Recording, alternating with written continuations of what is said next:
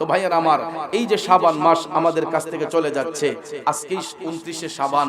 ভাইয়ার আমার, যদি চাঁদ 30 হয় তাহলে সম্ভবত 29 চাঁদ যদি হয়, আগামী কালকেই রমজানের চাঁদ উদিত হবে। কথা কোন ঠিক না ঠিক? আর যদি সৌদি আরবে যদি আজকে চাঁদ না দেখা দেয়, তাহলে ইনশাআল্লাহ আমরা হয়তো রবিবারে সেহরি পান করব। তো খুব সম্ভব শনিবারেই দিবাগত রাতে আমরা সেহরি পান করব। আজকে মাহে শাবানের একেবারে শেষ রাত্র, রমজান শরীফ আমাদের সামনে আগত। কথা কোন ঠিক না ঠিক? এই জন্য দয়াল নবীজি রজব মাস আসার সাথে সাথে নবী দোয়া করতেন, আল্লাহুম্মা বারিক লানা ফি রজব ওয়া শাবান ওয়া বাল্লিগনা ইলা শাহরি রমাদান। আল্লাহ গো, রজব এবং শাবান মাসের কল্যাণ দিয়ে আমাদেরকে ধন্য করো, মাহে রমজান পর্যন্ত আমাদেরকে পৌঁছে দিও। তো ভাইয়ের আমার, বন্ধুরা আমার, আমরা এই ফরিয়াদ করতে করতে মাহে রমজান আমাদের অতি নিকটে। হতে পারে রমজান আমাদের নসিবে নাও থাকতে পারে, যদি মৃত্যুর ফেরেশতা এই মুহূর্তে চলে আসে। ঠিক না ঠিক? কারণ আগামী কালকে যখন পহেলা রমজান শুরু হবে, রবিবার যখন মাগরিবের আগে ইফতার গুলা যখন সামনে নিয়ে বসা হবে, কত সন্তান মার জন্য কাঁদবে, বাবার জন্য কাঁদবে। গত বছর বাবারের সাথে নিয়ে ইফতার করেছি, গত বছর মারের সাথে নিয়ে একসাথে ইফতার করেছি। আর এই বছর কত সন্তান ইফতারের টেবিলে বৈশাখ কান্না করবে, আব্বা গেল কই, আম্মা গেল কই। এই জন্য যুবক ভাইয়েরা, এই মাহফিল হওয়াতে শুধু আমরাই খুশি না, এই মাহফিল হওয়াতে আজকে এলাকার কবরবাসী রুহগুলা আরো বেশি খুশি। আমরা যতটুক না খুশি, এর চাইতে বেশি খুশি আজকে এলাকার কবরবাসী রুহু। আমরা রুহগুলা দেখি না, কিন্তু কবরবাসী রুহু কিন্তু আমাদেরকে দেখতেছে। আমার নবীর গোলামি কইরা মদিনার রাষ্ট্রনায়ক হয়েছিলেন হযরতে উমর ইবনুল খাত্তাব রাদিয়াল্লাহু তাআলা আনহু।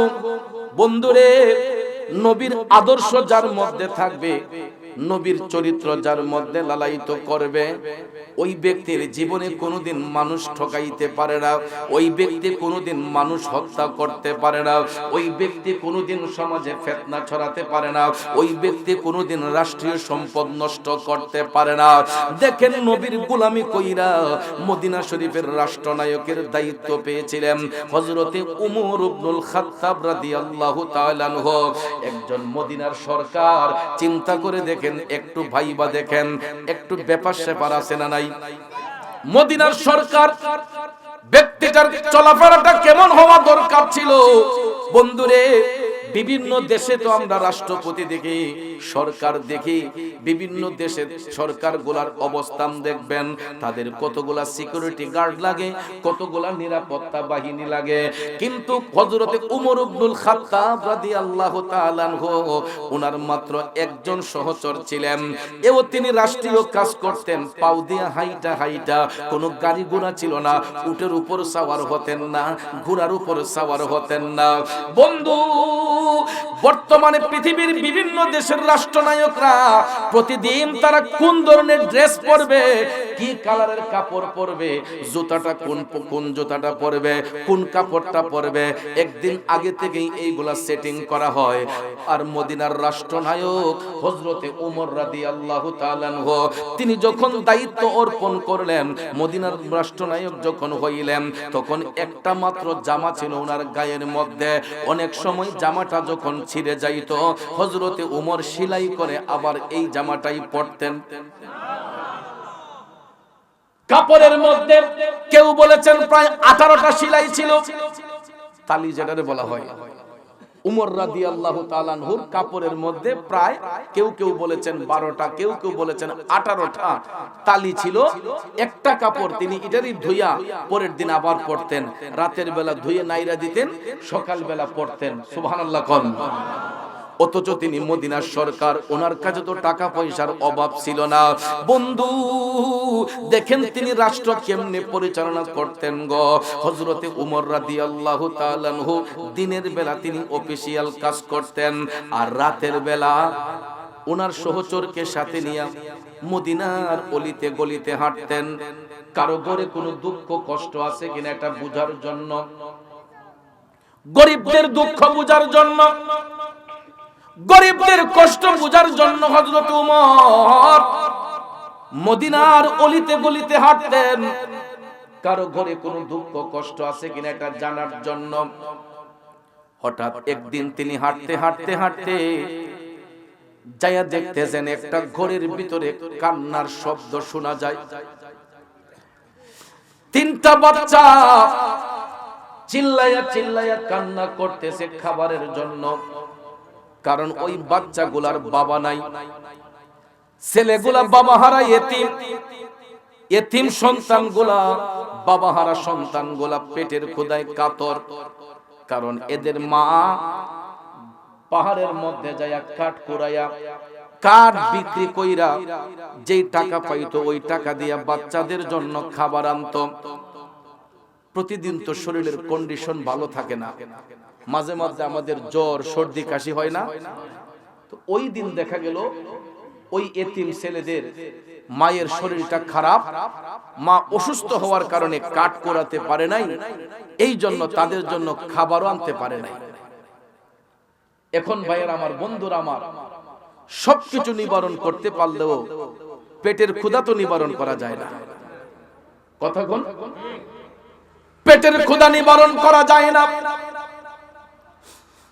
ঘরের মধ্যে খাবার নাই, ছেলেগুলার বাবা দুনিয়াতে নাই।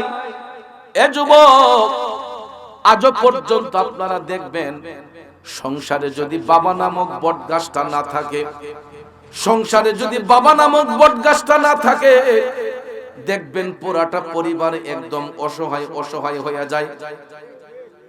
একটা কর্তা যদি ঘরে না থাকে, বাবা নামক ব্যক্তিটা যদি ঘর থেকে চলে যায়, তখন দেখবেন পুরাটা পরিবার যেন একটা হতাশার মধ্যে পড়ে যায়, অন্ধকার হয়ে যায়।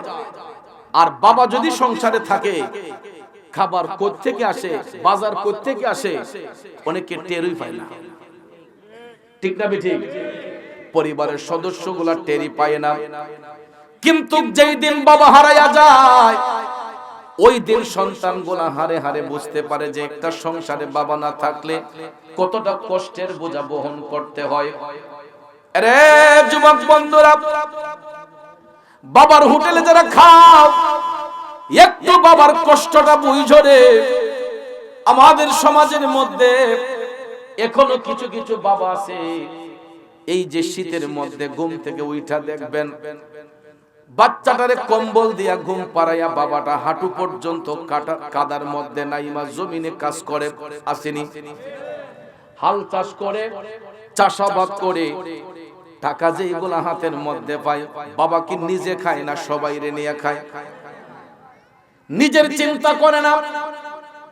বাবা নামক ব্যক্তিটা মাথার গাম পায়ে ফেলে অক্লান্ত পরিশ্রম করে, সংসারের হালটা যখন নিজের কাঁধে নেই, খাবার কোন দিকে আসে অনেক সন্তানরা টেরি পায় না। এই জন্য যুবকদেরকে আমি বলবো, যারা বাবার হোটেলে খাও, একটু বাবার কষ্টটা বুঝবা, বাবার কাজের মধ্যে একটু সহযোগিতা করবা। বাবা যদি পরিশ্রম করে, একটু পরিশ্রমের ভাগটা নিজের কাঁধে নিয়ে নিবা, তাইলে দেখবা পরিবারটা অনেক সুন্দর হয়ে যাইব। ওই এতিম সন্তানগুলা বাবা নাই, এরা ঘরের ভিতর খাবারের জন্য তাদের মার কাছে আর্তনাদ করছে, মা পেটে বড্ড খিদা লেগেছে, আমাদেরকে খাবার রান্না করে দাও। এখন তো ঘরে খাবার নাই, মা বাচ্চাদেরকে কিভাবে খাবার দিবে? বন্ধু দেখো রে, মা কারে কয়, মা কারে কয়? দেখো যুবক, ওই মা বাচ্চাদেরকে সান্ত্বনা দেওয়ার জন্য চুলার মধ্যে একটা ডেকসি বসাইয়া পানি দিয়া, এই পানির নিচে আগুন দিয়া শুধু কাটি নাড়তেছে, ডেকসির ভিতরে কোনো খাবার আসেনি। বাচ্চাগুলা যখন কয় মা খাবার দেও না কেন, মা শুধু কাটিটা হাতের মধ্যে নিয়া গরম পানির ডেকসিতে নাড়াচাড়ি কইরা বাচ্চাদেরকে কয় আর একটু অপেক্ষা করবা যান, খাবার হয়ে যাইতেছে। বলুন ডেকের মধ্যে খাবার আসেনি? মা বাচ্চাদেরকে সান্ত্বনা দিয়া এটাই বোঝাতে চাইলেন যে কাঁদতে কাঁদতে আমার বাচ্চাগুলা এক পর্যায়ে ঘুমাইয়া যাইব, আর ঘুমাইয়া গেলে তো আর কান্না করবে না। কত কষ্টের জীবন, বাচ্চাগুলা খাবার খায়, খাবারের জন্য কান্না করতেছে। মা কাটি নাইরা বুঝাইতেছে বাচ্চাগুলা এক পর্যায়ে কান্না করে ঘুমাইয়া যাবে, সকাল হইলেই আমি আবার কাঠ করাইয়া কাঠ বিক্রি করে বাচ্চাদের জন্য খাবার নিয়ে আসব। কিন্তু ভাইয়ের আমার, বন্ধুরা আমার, ওই মা তো পেটের ক্ষুধা সহ্য করতে পারছে না। এই বলে বাচ্চাদেরকে সান্ত্বনা দেওয়ার জন্য ডেক্সির মধ্যে পানি দিয়া নাইরা বলতেছে তোরা একটু অপেক্ষা কর। দেখা যায় বাচ্চাগুলা সত্যি সত্যি অপেক্ষা করতে করতে করতে এরা কান্না করতে করতে ঘুমাইয়া গেছে। হযরতে উমর দেয়ালের মধ্যে, ওই ঘরের দেয়ালে পিঠ হেলান দিয়া দাঁড়াইয়া তিনি শুনতেছেন, দেখি এই বাচ্চাগুলা কেন কাঁদতেছে।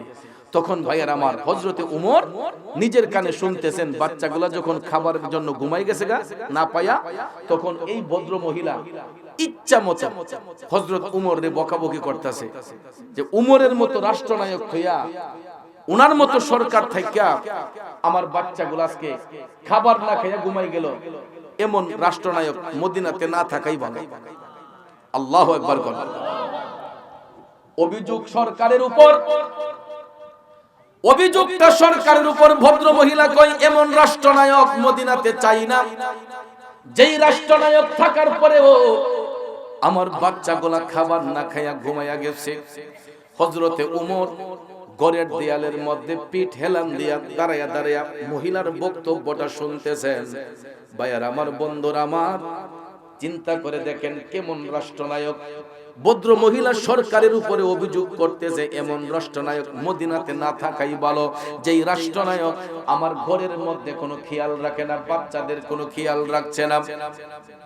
এই বলে যখন অভিযোগ তুলল, হযরতে উমর টপ টপ করে চোখের পানি ছাইরা কান্না শুরু করে দিলেন। হযরতে উমর টপ টপ করে চোখের পানি ছাইরা কান্দে, বাচ্চাগুলা আমার জন্য এত কষ্ট করলো, আমি উমর তো অপরাধী, আমি অপরাধী, এই অপরাধের বোঝা আমি কেমনে সইব, আর এই অপরাধ থেকে আমি কেমনে মুক্ত হইব। তিনি চিন্তা করলেন যে এখন যদি আমি মহিলার সামনে গিয়া আমার পেস নিয়ে দাঁড়াই, তাহলে এই বেডির ডরাইয়া এমনি বেডির অবস্থা খারাপ হয়েছে, ঠিক না বেঠি? তখন হযরত উমর উপস্থিত সময় একটা জ্ঞান খাটাইয়া তিনি ভাবলেন, না, বাচ্চাগুলার উপকার করতে হবে, কিন্তু আমি উমর আমার পরিচয় দিয়ে এখন যাব না। সঙ্গে সঙ্গে তিনি মুখের মধ্যে একটা কাপড় লাগাইলেন, মুখের মধ্যে একটা কাপড় বাইদা নিজের পরিচয়টাকে গোপন করে ফেললেন, যাতে ভদ্র মহিলা বুঝতে না পারে তিনি মদিনার সরকার উমর। একজন রাষ্ট্রনায়কের দায়িত্ব কেমন হওয়া উচিত একটু বোঝার চেষ্টা করেন। ভদ্র মহিলা মুখের মধ্যে কাপড় বেঁধে দিলেন, হযরত উমর মুখের মধ্যে কাপড় বেঁধে দিয়া নিজের পরিচয়টাকে গোপন করে ফেললেন। তখন তিনি ঘরের দরজার মধ্যে নক করতেছেন, মা,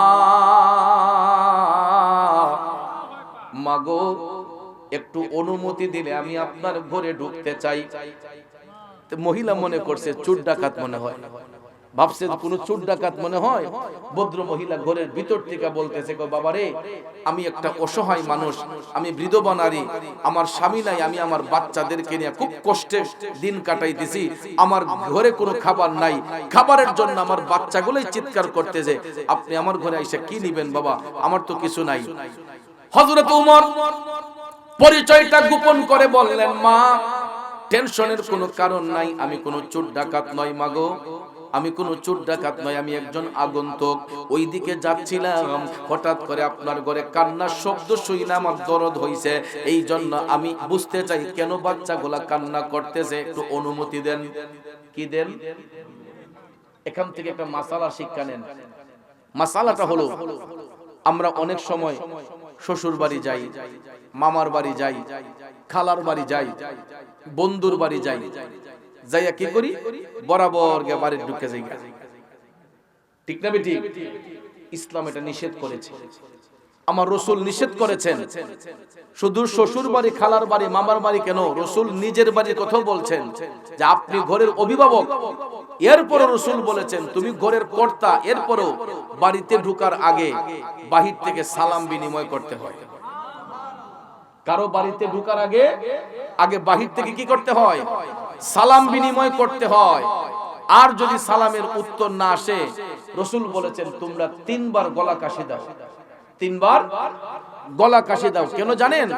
কারণ ঘরের ভিতরে মহিলা মা বোনদের একটা ব্যক্তিগত স্বাধীনতা আছে, ঠিক না বেঠিক? আমরা পুরুষরা বাহিরে স্বাধীন, কিন্তু মহিলারা বাহিরে স্বাধীন নয়। এই জন্য অনেকে দেখবেন সারপ্রাইজ দেওয়ার জন্য, হ্যাঁ ভাবি কেমন আছেন, আছেন এরকম, আফা কেমন আছেন, সারপ্রাইজ দেওয়ার জন্য আমরা অনেক সময় নীরবে নিস্তব্ধে গিয়ে বাড়ির মাঝে উঠতে যাই। রাসূল বলেছেন কখনো না, তুমি নিজের বাড়িতে ঢোকার আগে, আপনি ঘরের মালিক কর্তা, এরপর রাসূল বলেছেন বাড়িতে ঢোকার আগে সালাম বিনিময় করো। সালামের জবাব যদি না আসে তোমরা 3 বার গলা কাশি দাও। কেন?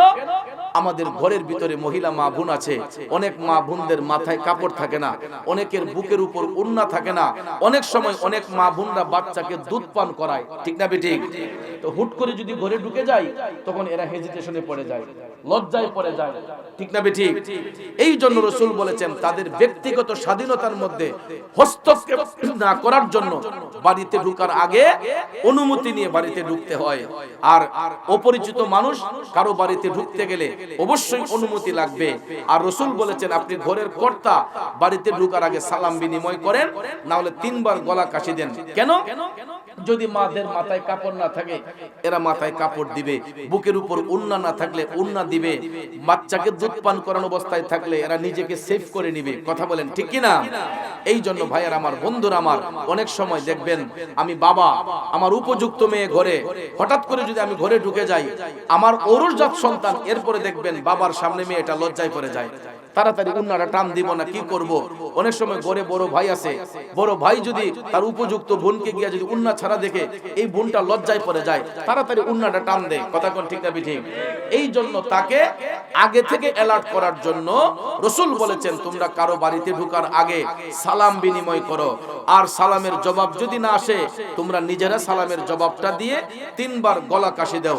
গলা কাশি দিয়ে ভিতরের মানুষদেরকে অ্যালার্ট করো যে বাহির থেকে পুরুষ আসতেছে।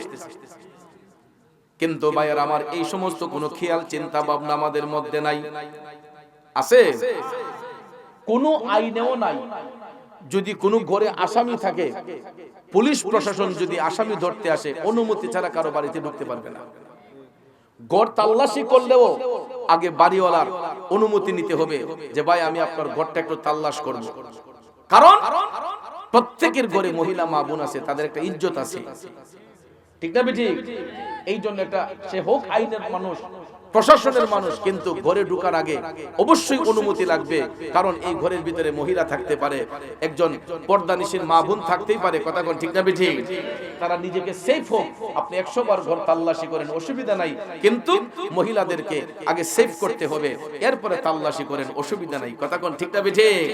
এই জন্য যুবক ভাইয়ের আমার, মদিনার রাষ্ট্রনায়ক, কষ্ট হইতেছে, মদিনার রাষ্ট্রনায়ক হযরত ওমর, তিনি ঘরের মধ্যে ইচ্ছে করে ঢুকেন নাই, অথচ দরজা খোলা। দরজা খোলার পরেও তিনি ঘরের মধ্যে ঢুকেন নাই, মুখের মধ্যে কাপড় লাগাইয়া পরিচয়টা গোপন করে বলতেছেন, মা তুমি অনুমতি দিলে আমি একটু ঘরে ঢুকতে চাই। একবার, দুইবার, 3 বার বলার পরে ভদ্র মহিলা অনুমতি দিলেন। অনুমতি পাওয়ার পরে মদিনার সরকার হযরত ওমর ঘরের মধ্যে ঢুকলেন। ঢোকার পরে হযরত ওমর ভদ্র মহিলাকে ডাক দিলেন, মাগো আপনার বাচ্চাগুলা যে একটু আগে কান্না করলো, কিসের কারণে? তখন ওই ভদ্র মহিলা ডাক দেয়া কয়, হুজুর আমার স্বামী দুনিয়াতে নাই, আমি একটা বিধবা নারী, আমি 3টা বাচ্চা নিয়ে বড় কষ্ট করে দিন কাটাই, আমি কাঠ কুড়াইয়া কাঠ বিক্রি করে বাচ্চাদের জন্য খাবার আনি। আজকে আমার শরীরটা খারাপ, অসুস্থ ছিলাম, এই জন্য কাজ করতে পারি নাই। আমি কাজ করতে না পারার কারণে বাচ্চাদের জন্য খাবারও আনতে পারি নাই। এই জন্য আমার বাচ্চাগুলো খাবারের জন্য ঘুমাইয়া গেছে, খাবার না পাইয়া কানতে কানতে ঘুমাইয়া গেছে। হযরতে ওমর টপ টপ করে চোখের পানি ছাইরা কান্দে। আজকে আমার জন্য ওই বাচ্চাগুলার চোখ দিয়া পানি আসছে। আমি মদিনার সরকার, আমার কারণে আজকে ওই বাচ্চাগুলার চোখ দিয়া পানি আসছে। হযরতে উমর মনে মনে ভাবতেছেন, যতক্ষণ ওই বাচ্চাদের মুখে আমি হাসি না ফুটাইব ততক্ষণ পর্যন্ত আমি এই বাড়ি ছেড়ে যাব না। আরো জোরে কন্যা সুবহানাল্লাহ। মদিনার সরকার হযরতে উমর ভদ্র মহিলাকে ডাক দিয়া কই, মা, মাগো মা, আমি যদি আপনার বাচ্চাদেরকে কিছু খাবার এনে দেই আপনার আপত্তি আসেনি? ভদ্র মহিলা কই, বাবা, আপনি আমার কষ্টের ভার কেন নিবেন? আমার কষ্টের ভার আমাকেই বহন করতে দেন। হযরত উমর বললেন, না মা, এটা আমার ঈমানি দায়িত্ব, এটা আমার ঈমানি দায়িত্ব। আপনি অনুমতি দিলে আমি একটু দায়িত্ব পালন করতে চাই, আপনি কি আমাকে অনুমতি দিবেন? তখন ভদ্র মহিলা তখনও চিনতে পারে নাই তিনি যে হযরত উমর। কই, ঠিক আছে, আপনার যা ইচ্ছা তাই করেন। সুবহানাল্লাহ। হযরত উমর রাদিয়াল্লাহু তাআলা আনহু বললেন, মা, আমি এখন ঘর থেকে একটু যাচ্ছি, একটু পরে আমি আবার আসতেছি, আপনি আসলে কিন্তু দরজাটা খুলবেন। কই, ঠিক আছে। এই বলে হযরত উমর বের হয়ে গেলেন। যাইতে যাইতে যাইতে তিনি আবার চলে গেলেন বাইতুল মালে, খাদ্য গুদামে, যেখানে সরকারি তহবিলের খাদ্য থাকে, সরকারি ফান্ডের যেখানে খাদ্য রিজার্ভ থাকে। তিনি খাদ্য গুদামে যাইয়া বাইতুল মাল থেকে একটা আটার বস্তা টান দিলেন। ওনার সেক্রেটারি কই, হুজুর দেন, আমার মাথা তুইলা দেন। হযরত উমর বললেন, খবরদার, অন্যায় করছি আমি আর সাজা ভোগ করবা তুমি, এটা হইতে পারে? চিন্তা করে দেখেন তিনি কেমন সরকার। সেক্রেটারিকে ডাক দিয়ে বলতেছেন, না না না, অন্যায় করেছি আমি, সাজাটাও ভোগ করতে হবে আমাকে, এর প্রায়শ্চিত্তটা আমাকেই করতে হবে। দেও, আটার বস্তাটা আমার মাথার মধ্যে উঠাইয়া দাও। হযরতে উমর রাদিয়াল্লাহু তাআলা আনহু তিনি আটার বস্তাটা নিজের মাথার মধ্যে নিয়ে ফেললেন। যুবক বন্ধুরা, বাবাজিরা, নিজের মাথার মধ্যে আটার বস্তাটা নিয়ে হযরতে উমর আটার বস্তাটা মাথার মধ্যে নিয়ে হাইটা হাইটা হাইটা চলে গেলেন ওই ভদ্র মহিলার বাড়ির কাছে। যাইয়া আবার দরজার মধ্যে নক করলেন, মা, আমি আগে যে আসছিলাম, আপনি অনুমতি দেন, আবার ঢুকতে চাই। ভদ্র মহিলা বললেন, ঠিক আছে, আপনি আসেন। হযরত উমর ঘরের মধ্যে যাইয়া মাথা থেকে আটার বস্তাটা তিনি নামাইলেন। আটার বস্তাটা নামাইলেন।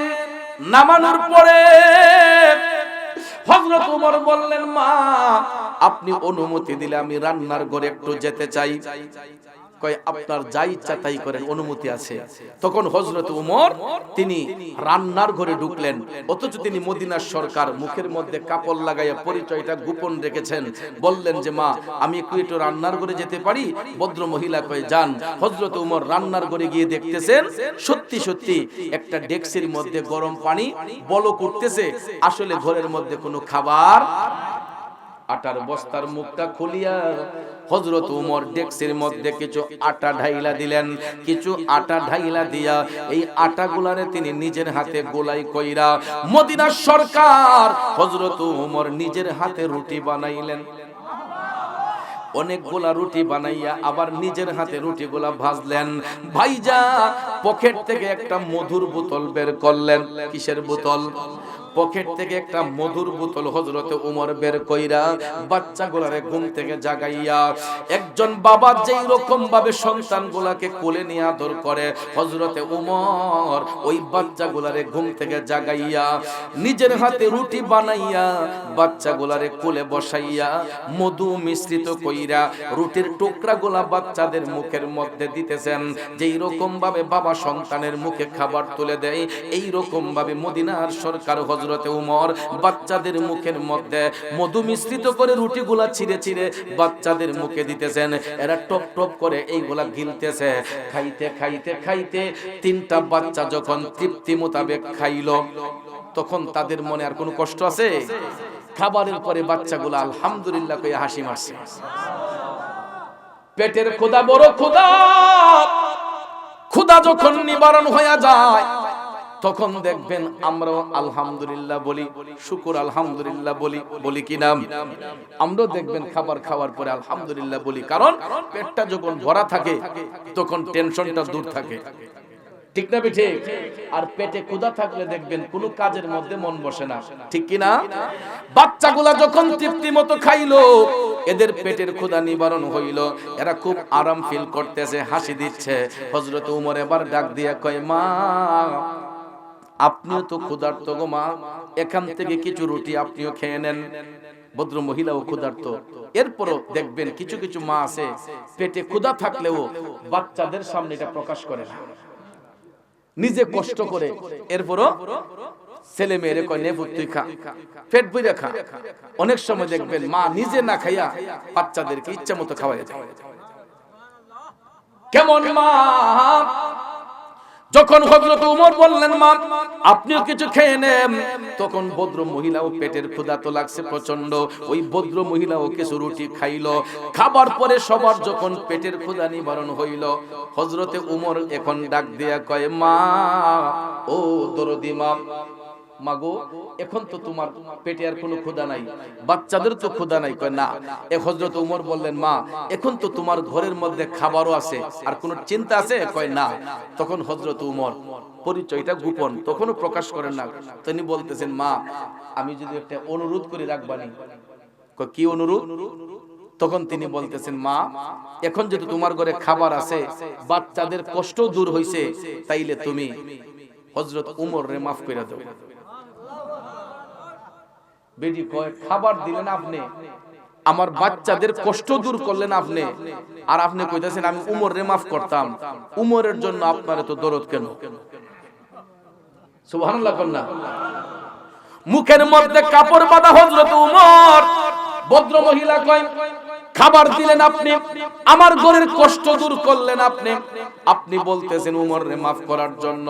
আমি কখনো উমরকে মাফ করব না, আর যদি ক্ষমা করতেই হয় এক শর্তে আমি ক্ষমা করতে পারি হযরত উমর রে।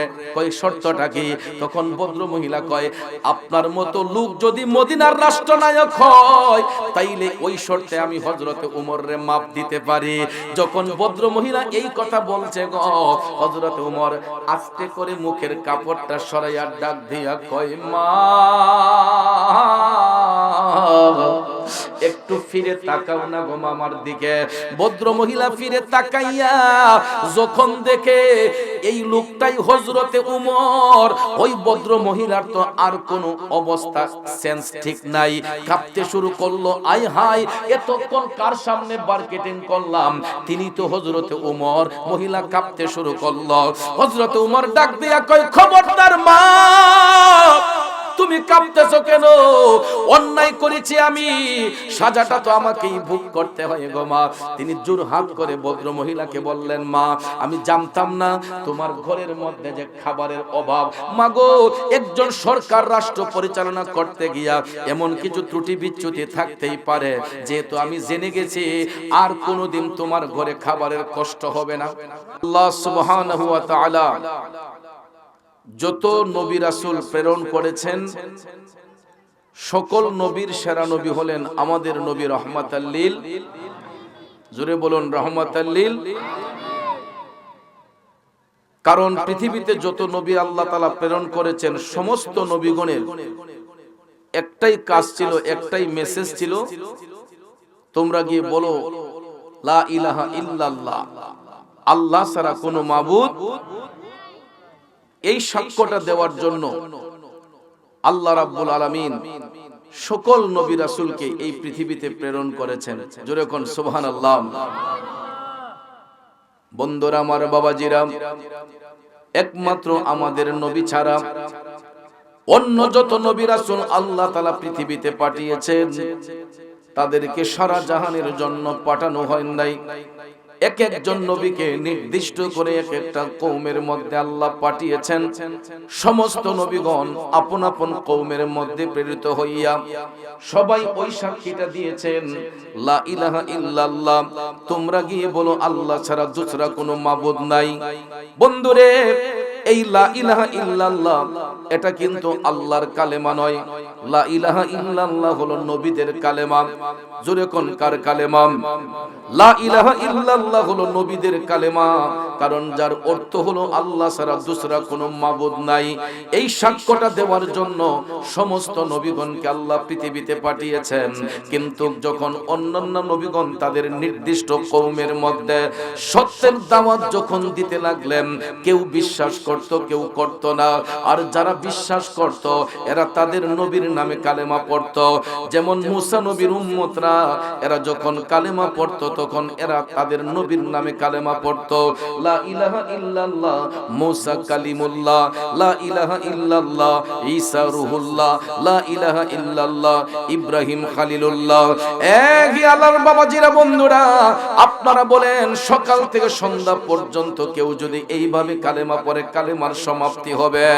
কারণ কালেমার সমাপ্তি ততক্ষণ পর্যন্ত হবে না যতক্ষণ আমার আল্লাহর কালেমা যুক্ত করা না হয়। ঠিক না ঠিক?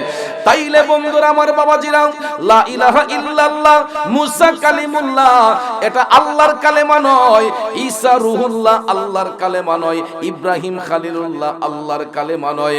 আমার আল্লাহর কালেমা হইল মুহাম্মাদুর রাসূলুল্লাহ সাল্লাল্লাহু আলাইহি ওয়াসাল্লাম। আওয়াজ করে বলুন ঠিক না বেঠে? এই জন্য কবি বলেছেন, কালমার আগে পরে আল্লাহ, মাঝখানে রাসূল, সৃষ্টি কোলে মোদের নবীর নাই যে সমতল। কালমার আগে পরে আল্লাহ, মাঝখানে রাসূল, সৃষ্টি কোলে মোদের নবীর নাই যে সমতল।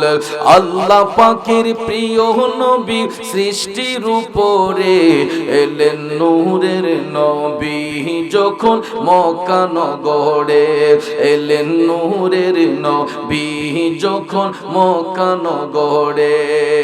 কথা বলেন ঠিক না বেঠে? বন্ধুরা আমার, বাবাজিরা, কালিমুল্লাহ শব্দের অর্থ আল্লাহর বন্ধু, খালিলুল্লাহ শব্দের অর্থ আল্লাহর বন্ধু, রূহুল্লাহ শব্দের অর্থ আল্লাহর বন্ধু, জাবিউল্লাহ শব্দের অর্থ আল্লাহর বন্ধু, খালিলুল্লাহ শব্দের অর্থ আল্লাহর বন্ধু, হাবিবুল্লাহ শব্দের অর্থ আল্লাহর বন্ধু। প্রত্যেকটা শব্দের একটাই অর্থ হয়, সেটা হলো আল্লাহর বন্ধু। এখন আপনারা বলুন, সব বন্ধু কি সমান? সব বন্ধু কি সমান? বন্ধু বন্ধুর মধ্যে ডিসটেন্স আছে না নাই? এই জন্য আল্লাহ রাব্বুল আলামিন সূরা বাকারার 253 নম্বর আয়াতে কারিমায় বলতেছেন, বিসমিল্লাহির রহমানির রহিম।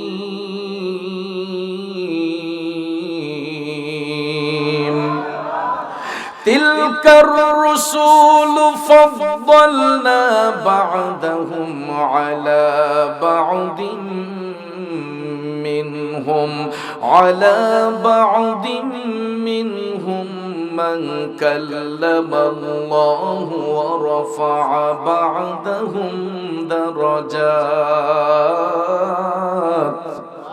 উচ্চস্বরে বলুন ঘোষণাকার। আল্লাহ বলেন, এ রাসূলগণ, তাদের একজনের চেয়ে আরেকজনকে মর্যাদান্বিত করা হয়েছে। আমার আল্লাহ কয়, নবী রাসূলের মধ্যে কাউকে উচ্চ মর্যাদায় সমাসীন করা হয়েছে। তাদের মধ্যে এমন কেউ রয়েছেন যার সাথে আল্লাহ কথা বলেছেন। এ বন্ধুরা আমার, বাবাজিরা, এই হলো আয়াতে পাকের সরল তর্জমা। আসুন এবার বিস্তারিত ব্যাখ্যার দিকে চলে যাই। পৃথিবীর জমিনে আল্লাহ তাআলা যত নবী রাসূল পাঠিয়েছেন, নবী এবং রাসূলের মধ্যে কেউ হয়েছেন কালিমুল্লাহ, কেউ হয়েছেন খালিলুল্লাহ, কেউ হয়েছেন রূহুল্লাহ, কেউ হয়েছেন জাবিউল্লাহ, কেউ হয়েছেন হাবিবুল্লাহ। এই প্রত্যেকটা শব্দের অর্থ আল্লাহর বন্ধু। কালিমুল্লাহ শব্দের অর্থ আল্লাহর বন্ধু, রূহুল্লাহ শব্দের অর্থ আল্লাহর বন্ধু, জাবিউল্লাহ শব্দের অর্থ আল্লাহর বন্ধু, হাবিবুল্লাহ শব্দের অর্থ আল্লাহর বন্ধু। এবার আসুন ডিসটেন্সটা কোথায়? কারণ একমাত্র রাহমাতাল লিল আলামিন নবী ছাড়া অন্যান্য সকল নবীগণ তারা নিজে থেকে ইচ্ছে পোষণ করেছিলেন আমার মওলাকে দেখার জন্য। যেমন মুসা আলাইহিস সালাম তিনি অ্যাপ্লিকেশন করেছিলেন রব্বি আরিনি, আল্লাহ আমি তোমাকে দেখতে চাই। আমার আল্লাহ কইলাম তারানি মুসা তুমি দেখতে পারবা না। এরপরে মুসা নবী কয় আল্লাহ আমি তোমারে দেখতে চাই, আমি তোমারে দেখতে চাই। বারবার করে বলার পরে আল্লাহ তাআলা ডাক দিয়া কয় মুসা যদি আমাকে দেখতে হয় তুমি তুর পাহাড়ের মধ্যে উঠো। কোন পাহাড়ে? জোরে কোন পাহাড়ে? বন্ধুরা আমার বাবাজিরা, মুসা আলাইহিস সালাম তুর পাহাড়ের কাছে যখন গেলেন, তিনি যখন পাহাড়ের উপরে উঠতে যান, আল্লাহ রাব্বুল আলামিন কুদরতের জবান দিয়া ডাক দিয়া কয় বন্ধু মুসা, ও বন্ধু মুসা তোমার পায়ের জুতাগুলা খুলে তুমি তুর পাহাড়ের মধ্যে উঠো। আল্লাহ তাআলা বললেন মুসা জুতা খুলে তুর পাহাড়ে উঠো। মুসা আলাইহিস সালাম জুতা খুইলা তুর পাহাড়ের মধ্যে উঠলেন কারে দেখার জন্য? জোরে কোন কারে দেখার জন্য? আল্লাহ রাব্বুল আলামিন কুদরতের জবান দিয়া ডাক দিয়া কই মুসা তোমার সামনে যেই নূরের পর্দাটা আছে এই নূরের পর্দাটা একটু উত্তোলন করো। বন্ধুরা আমার, মুসা আলাইহিস সালাম নূরের পর্দায় হাত দিয়া শুধু একটুখানি উঠাইলেন, উঠানোর সঙ্গে সঙ্গে দেখা যায় আমার মওলা পাকের নূর তাজাল্লিতে তুর পাহাড়টা জ্বলে পড়ে সারখার হয়ে গেছে গো। এরপর মুসা আলাইহিস সালাম আমার মওলা পাকের নূরের তাজাল্লি সহ্য করতে পারেন নাই। চিন্তা করে দেখেন, সামান্য একটু উঠাইলেন, উঠানোর সঙ্গে সঙ্গে আমার মওলা পাকের নূর তাজাল্লিতে তুর পাহাড়টা জ্বলে পড়ে সারকার হয়ে গেছে। আল্লাহ রাব্বুল আলামিন চিন্তা করলেন আমার বন্ধু মুসা এত চেষ্টা করলো আমি মওলাকে দেখার জন্য, এত চেষ্টার পর আমার বন্ধু মুসা আমি মওলার নূর তাজাল্লিটা সহ্য করতে পারলো না। আল্লাহ কয় আমার বন্ধুর তো একটা ইজ্জত আছে। তখন মুসা নবীর পায়ের কারণে আমার আল্লাহ তুর পাহাড়ের ছাইগুলারে সুরমা বানাইয়া দিছে। যেই সুরমা আমি আপনি এখন পর্যন্ত চোখের মধ্যে লাগাই বাজানো, এই সুরমা কিন্তু মুসা নবীর বরকতে আমার আল্লাহ দান করছে। কিয়ামত পর্যন্ত পৃথিবীর সমস্ত মানুষ মিলেও যদি সুরমা ব্যবহার করে, এই সুরমা ব্যবহার করে শেষ করতে পারবে না। কারণ এটা মুসা নবীর বরকতে আল্লাহ রাব্বুল আলামিন তুর পাহাড়ের ছাইগুলারে সুরমা বানাইয়া দিয়া ওই মুসা নবী আমার আল্লাহর কাছ থেকে উপাধি পাইলেন কালিমুল্লাহ। জুরে কন্যা সুবহানাল্লাহ। তিনি যখন মওলার সঙ্গে কথা বলেছিলেন নিজে থেকে ইচ্ছে পোষণ করেছিলেন, এই জন্য তাকে বলা হয়েছে কালিমুল্লাহ। আমার বাবাজিরা বন্ধুরা, আমাদের মুসলিম মিল্লাতের আদি পিতা হযরতে বাবা ইব্রাহিম আলাইহিস সালামের উপাধি হচ্ছে খালিলুল্লাহ।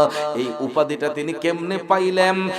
বাবাজিরা আমার বন্ধুরা আমার, ইব্রাহিম আলাইহিস সালামকে বাদশা নমরুদ যখন অগ্নিকুণ্ডে ফেলে দিয়েছিল, অগ্নিকুণ্ডে যখন ফেলে দিয়েছিল ভাইয়ার আমার বন্ধুরা আমার, আগুন ধাউ ধাউ করে জ্বলে, তখন ইব্রাহিম আলাইহিস সালাম আমার নবীর মহব্বত অন্তরে নিয়া তিনি যখন মওলা পাকের দরবারে কান্নাকাটি করেছিলেন, ইব্রাহিম নবীর চোখের পানিটা আগুনে পড়ার সঙ্গে সঙ্গে আমার আল্লাহ আগুনটারে ফুল বাগিচা বানাইয়া দিছে। এই জন্য আমরা সুরের ভাষায় বলতাম ইব্রাহিম খালিলুল্লাহ প্রেমিকে ছিল নমরুদে আগুনে দিল, খালিলুল্লাহ প্রেমিকে ছিল নমরুদে আগুনে দিল, আগুন হইল ফুল বাগিচা প্রেমের কারণে, আগুন হইল ফুল বাগিচা প্রেমের কারণে, প্রেমের ডুরি বন্দরে মদিনার শোনে, নূর নবী বানাইলেন আল্লাহ প্রেমের কারণে, নূর নবী বানাইলেন আল্লাহ প্রেমের কারণে, প্রেমের ডুরি বন্দরে মদিনার শোনে। একটা জবানও বন্ধ রাখবেন না, চিৎকার মেরে বলি আল্লাহু আকবার। এই এলাকার বাবাজিরা, বন্ধুরা, আমার মুরব্বী বাবাজিরা গো, এইরকম ভাবে এক একজন নবী নিজে থেকে ইচ্ছে পোষণ করার কারণে এক একটা উপাধি লাভ করেছেন। এখন আমাদের নবীর উপাধি হচ্ছে হাবিবুল্লাহ। বাজান বলুন তো, ওই হাবিবুল্লাহ উপাধিটা আমার নবী নিজে দিয়েছেন নাকি আল্লাহ? জোরে কোন কে? আল্লাহ দিয়েছেন নবীকে সম্মান, তোমার হিংসায় হবে কি? আল্লাহ দিয়েছে নবীকে সম্মান, ঠিক কিনা বলেন? জগতের বন্ধুরা রে,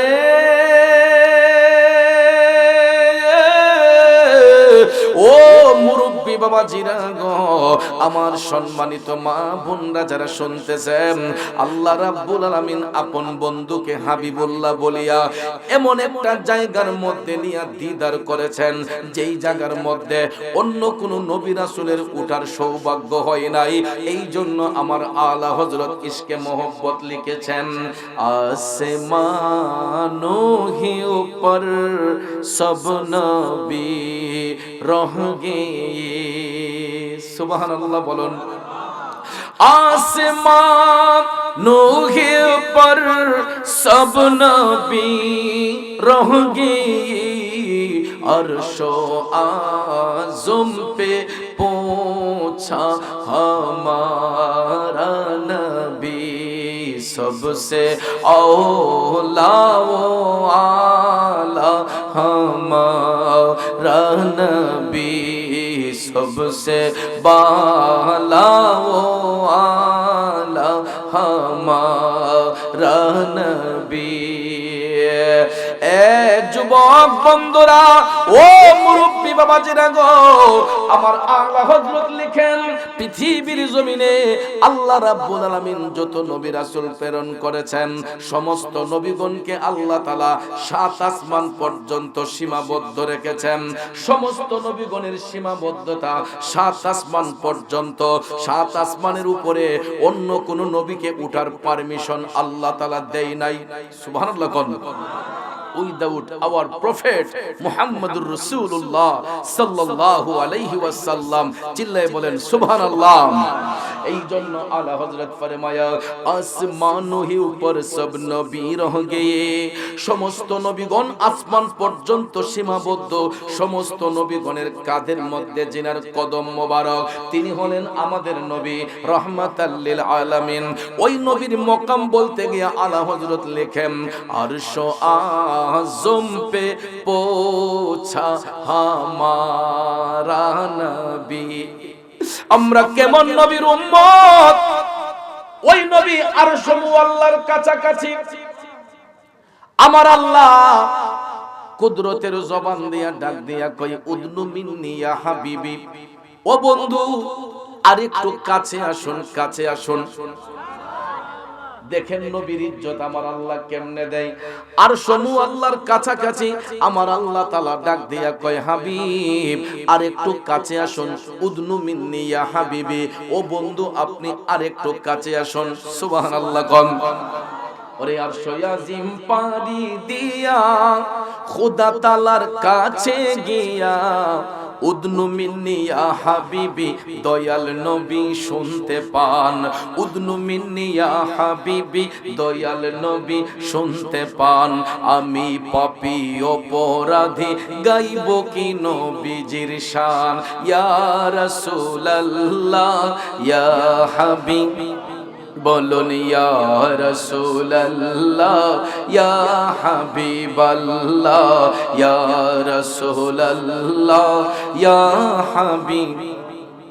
আমার যুবক বন্ধুরা, নবী আমার আরশ মুআল্লার কাছাকাছি। আল্লাহ তাআলা ডাক দিয়া কয়, ও বন্ধু আরেকটু কাছে আসুন, কাছে আসুন। আমার নবীজির পাও মোবারকের মধ্যে জুতা মোবারক ছিল। দয়াল নবী জুতা মোবারক খুলিয়া আমার মহান আল্লাহর আরশের মধ্যে যখন উঠতে গেলেন, আল্লাহ তাআলা ডাক দিয়া কয়, হাবিব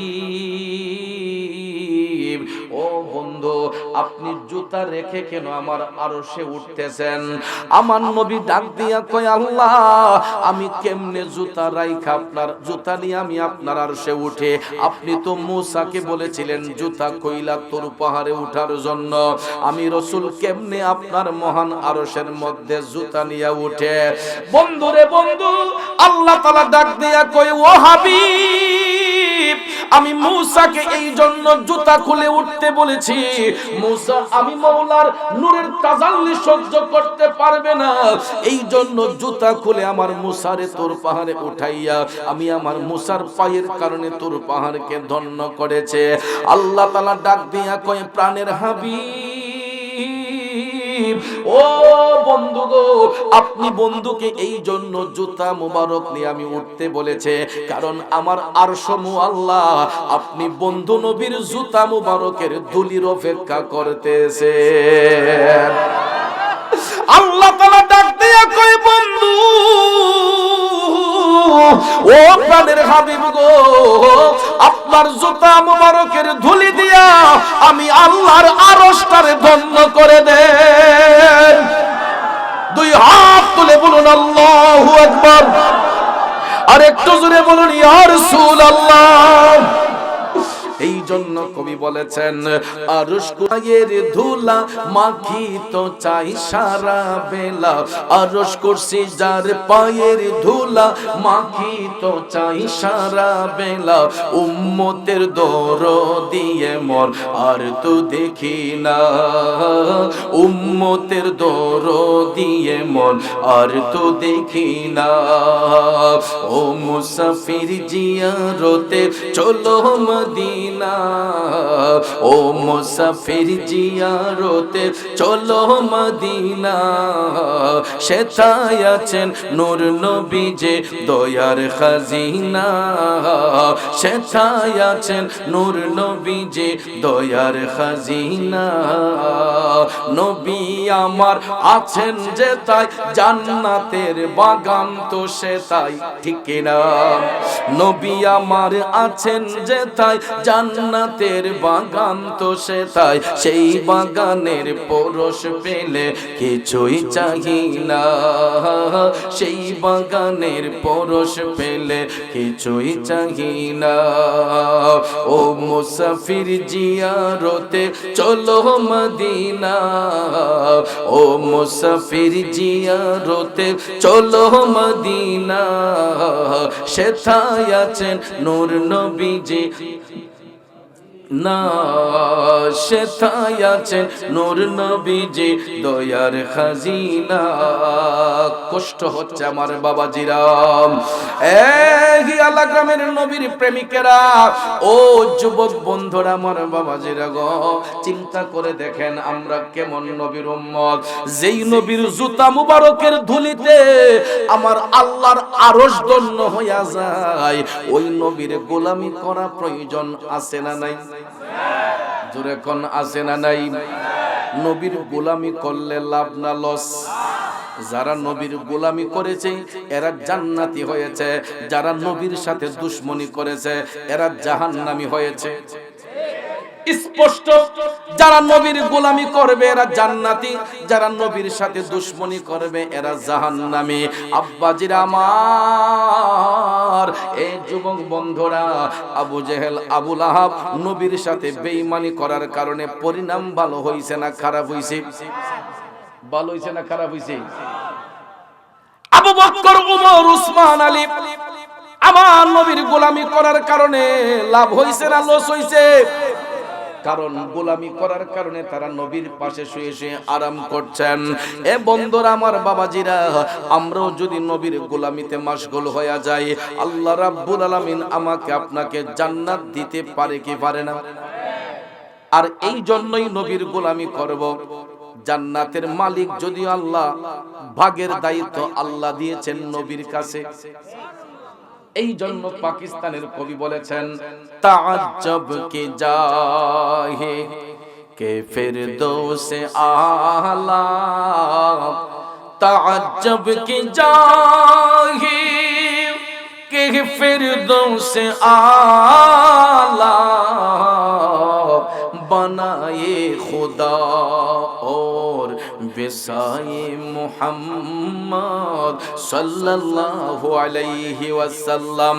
পাকিস্তানের কবি লিখতেছেন কি আশ্চর্য, জান্নাতুল ফেরদাউস বানিয়েছেন আল্লাহ, কিন্তু ভাগ করে দিচ্ছেন হুজুর আকরাম নবী মুহাম্মদুর রাসূলুল্লাহ সাল্লাল্লাহু আলাইহি ওয়াসাল্লাম।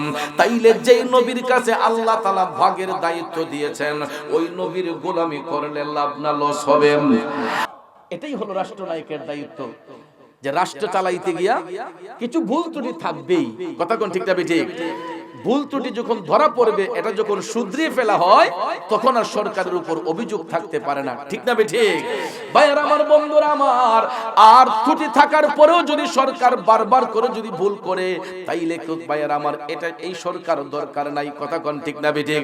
হযরত ওমর বললেন এটাই যে মা, একজন সরকার রাষ্ট্র পরিচালনা করতে গিয়ে কিছু ভুল থাকতেই পারে। এখন যেহেতু আমি জেনে গেছি তোমার বাচ্চাগুলো কষ্ট করতেছে, আর কোনোদিন তাদের কষ্ট করতে হবে না, আমি উমর তাদের দায়িত্ব আমার কাঁধে নিয়ে নিলাম। এটাই হলো একজন মুমিনের আলামত, একজন মুমিনের খাসিয়ত, মুমিনের বৈশিষ্ট্য। কারণ মুমিনরা কখনো মানুষদেরকে ঠকায় না, মুমিন ব্যক্তিরা কোনো মানুষকে কষ্ট দেয় না। কথা বলেন ঠিক না ঠিক? তাহলে বাবাজিরা আমার, বন্ধুরা আমার, আপনারা বলুন, আমরা মুমিনদের অন্তর্ভুক্ত থাকতে চাই কি চাই না? জোরে কোন চাই কি চাই না? কারণ আমাদের নবী যেমন শ্রেষ্ঠ নবী, উম্মতের মধ্যে আমরা শ্রেষ্ঠ উম্মত। ঠিক না ঠিক? নবীদের মধ্যে আমরা যেমন, আমাদের নবী যেমন শ্রেষ্ঠ নবী, উম্মতের মধ্যে আমরা শ্রেষ্ঠ উম্মত। ভাইয়ারা আমার, বন্ধুরা আমার, আমাদের ইজ্জত সম্মান যে আল্লাহর দরবারে কতটুকু উপরে আমরা নিজেরাও জানি না। কথা কোন ঠিক না ঠিক? শুধুমাত্র একটু নেক আমল যদি আমরা করতে পারি, আর আমরা তো সুন্নি মুসলমান, আমাদের ঈমান মজবুত। কথা কোন ঠিক কিনা? সুন্নি মুসলমানরা আমরা সর্বগুণে নবীরে বিশ্বাস করি। নবীজিকে সর্বগুণে বিশ্বাস করার নাম হচ্ছে ঈমান, আর ওই নবীর আদর্শ মানার নাম হচ্ছে আমল। কথা কোন ঠিক না ঠিক? নবীজিকে মানার নাম হলো ঈমান, আর ওই নবীকে যারা ভালোবাসবে এরা হচ্ছে ঈমানদার। আজকে এই ছামিয়ানার নিচে যেই লোকগুলা বসে আছে, এরা খুবই ভাগ্যবান লোক। কারণ এই মুহূর্তে আমাদের বংশের মুর্দেগানে রুহ আমার আপনার উপর খুশি না বেজার? কারণ ইচ্ছে করলে আমরা এই মুহূর্তে বাজে কাজে থাকতে পারতাম, জোয়ার আড্ডায় থাকতে পারতাম, নেশাগ্রস্ত অবস্থায় থাকতে পারতাম, বাজে আড্ডায় থাকতে পারতাম, কিন্তু আল্লাহ তাআলা সমস্ত অপকর্ম থেকে দূরে রেখে আমাদেরকে একটা সুন্দর পরিবেশে বসার সুযোগ দিয়েছেন। কবরবাসীর রূহগুলা আমার আল্লাহর কাছে সম্মানিত। ওই রূহগুলাকে আল্লাহ বলবে কি, তোমার আওলাদ যে রেখে আসছো কি করতেছে? কয় আল্লাহ, ওই দেখেন আপনার কুদরতের নজরে আমার সন্তান আমি যে রেখে আসছি, এরা জান্নাতের বাগানে বসে ওয়াজ শুনতেছে। তখন এই বসাটা আমাদের কবরবাসীর জন্য নাজাত হইতে পারে। ঠিক না ঠিক? বাবাজিরা আমার, বন্ধুরা আমার, আমি জানি না আমার মতো কতগুলা বাবা হারা এতিম এখানে বসছেন। একটু যদি হাতটা তুলে দেখাইতেন, হুজুর আমার বাবা দুনিয়াতে নাই, কার কার বাবা নাই, একটু হাতটা তুলে দেখাম তো। হাতটা নামান। আমি আপনাদের মতো একজন বাবা হারা এতিম। আমি 26 বছরের উপরে আমার এই জবান দিয়া বাবা ডাকতে পারি না। 26 বছরের উপরে আমার এই জবান দিয়া বাবা ডাকতে পারি না। আমরা 6টা ভাই বোনরে এতিম বানাইয়া আজকে 26 বছরের উপরে বাবা অন্ধকার কবরে। আমার জীবনে একটা আফসোস, মৃত্যুর আগের দিন পর্যন্ত এই আফসোসটার পূরণ হবে না। আমি এমন একটা হতভাগ্য পুরা কপাল্লার সন্তান, যেই বয়সে বাবা হারাইছি, আমার বাবার জানাজার নামাজের ইমামতিটা আমি করতে পারি না। আমি বর্তমানে শত শত মানুষ মারা গেলে আমি জানাজার নামাজের ইমামতি করি। আমার কত মুরিদ মারা গেলে ওসিয়ত করে রাখছে, আমার বাজার না আসলে আমারে কাফন দাফন কইরো না, পিসা হুজুর না গেলে আমাদেরকে দাফন কইরো না। আজকে আমি কত দেশ বিদেশে যাইয়া, কত ডিস্ট্রিক্ট ঘুইরা আমার মুরিদ সন্তানরা মারা গেলে আমি গিয়া জানাজা করি। আমার জন্য ঘন্টার পর ঘন্টা লাশ নিয়ে অপেক্ষা করে, পিসা হুজুর কোন সময় আসবে, জানাজা হবে। কিন্তু নিজের বাবার জানাজার নামাজের ইমামতিটাই করতে পারি না। এই একটা আফসোস আমার জীবনে। এ যুবক বন্ধুরা আমার, বাবাজিরা, মারে নিয়ে সারা দেশ গর্ব করি। 26টা বছর জীবনের সাথে যুদ্ধ করে আমার মা আমরা 6টা ভাই বোনরে মাস্টার ডিগ্রি কমপ্লিট করাইছে। একটুখানি কথা মিয়া, 26 বছর আগে আব্বা মারা গেছে।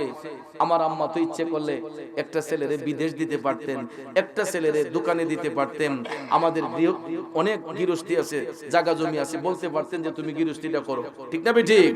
কিন্তু আমার বাবার সেই রেখে যাওয়া স্মৃতিকে ধরে রাখার জন্য আমার মা আব্বা বলতেন যে ফুট একবেলা কম খাইও, পড়ালেখা চাইরো না, পড়ালেখা চাইল না।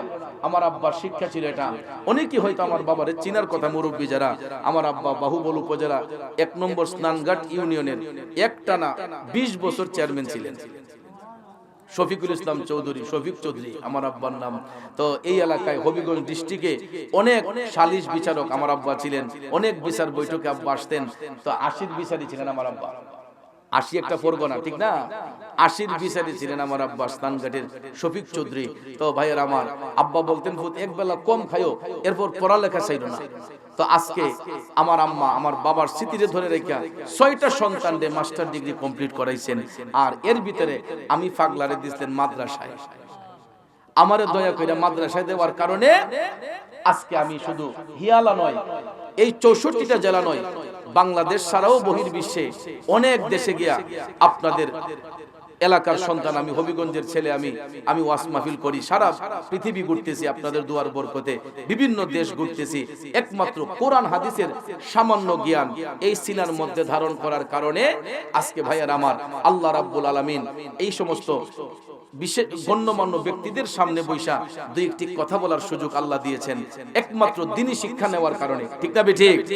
তো আজকে আমি যদি মাদ্রাসায় পইরা সারা দেশ ঘুরতে পারি, আপনাদের সন্তানগুলা মাদ্রাসায় পইরা এরা সারা দেশ ঘুরতে পারবে কিনা? এরা তো আমার চেয়ে আরো উন্নত হতে পারে, কথা কোন ঠিক না ঠিক? ভাইয়ার আমার, বন্ধুরা আমার, এই যে আমার নাতিগুলা, এটা দেখেন কোরআনের হাফেজ। আজকে এগুলা ছোট ছোট ছিল আমার নাতি, আর এগুলা এই যে হাফেজ সাহেব, রাকিব হাফেজ সাহেব আপনাদের প্রতিষ্ঠানের হাফেজ। এগুলা আমার রুহানি সন্তানের ছেলে, আমার ওই উমদনগর রূপনগরের, এগুলা আমার নাতি, অনেক ভালো ছেলে, অনেক আদববান ছেলে। আজকে দেখেন এরা কষ্ট করে পড়াশোনা করার কারণে আজকে এদেরকে নিয়ে আমি গর্ব করতে পারি, ঠিক না ঠিক?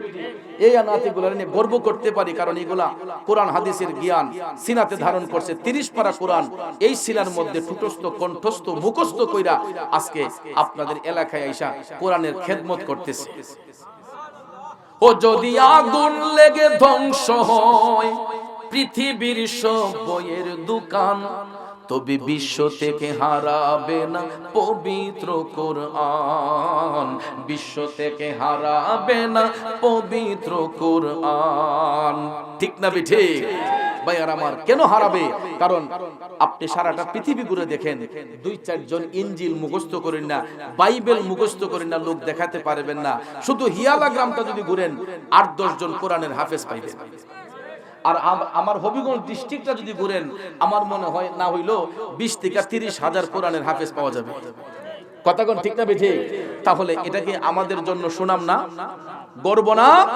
তাহলে এই মাদ্রাসাকে সুন্দর করার জন্য, মাদ্রাসাকে সুন্দর করার জন্য এই যে রমজান আমাদের নিকটে, আমি দেখতে চাই ভাইয়ার আমার, বন্ধুরা আমার, এই মাদ্রাসার জায়গা মাটি ভরাটের জন্য আমাদের কিছু অর্থ লাগবে।